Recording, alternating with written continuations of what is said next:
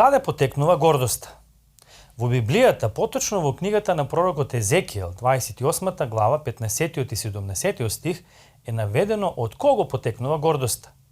Ти беше совршен во патиштата своји, од денот кога беше создаден.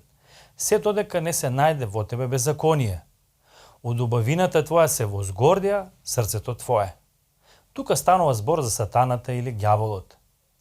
Првиот грев бил гревот на гордоста. Сатаната станал горд и дрзок, мислејќи само на себе. Гревот не насочува кон себе, наместо кон благосостојбата на другиот.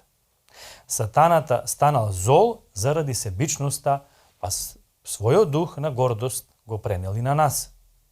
Библијата зборува дека Бог се противи на гордоста.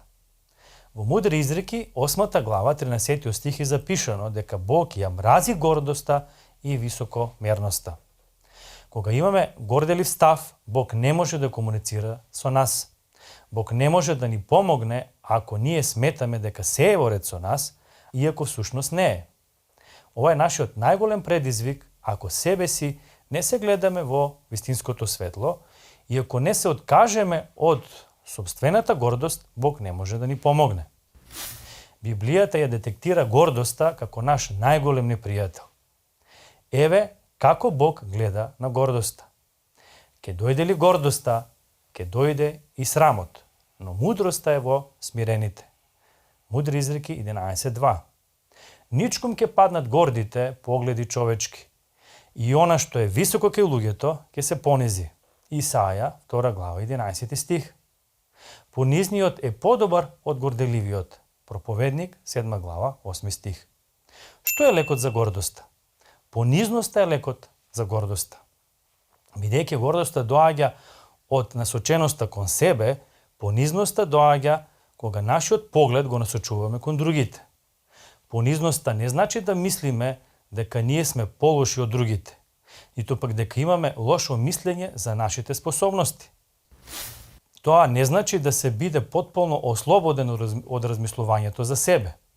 Да се биде понизен значи да не се споредуваме со другите, да ги признаеме своите грешки, да ги цениме способностите и добрите особини кај другите, да бидеме подготвени за учење, да постапуваме љубезно, да признаеме кога не сме во право, да бараме прилика и навистина да им помогнеме на другите.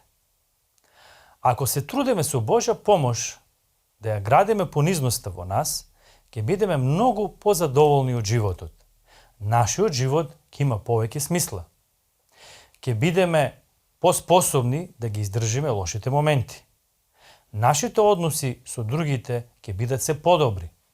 Повеќе ќе слушаме и повеќе ќе научиме, бидејќи ќе бидеме искрени кон себе си, ќе искусиме внатрешен мир. Како што кажал англиканскиот свештеник Џон Стот, гордоста е нашиот најголем непријател, понизноста е нашиот најголем пријател. Во мало езеро живееле две патки и една жаба. Кога дошло летото, езерото почнало да се суши. Патките можеле да одлетаат во друго езеро, но жабата не можела.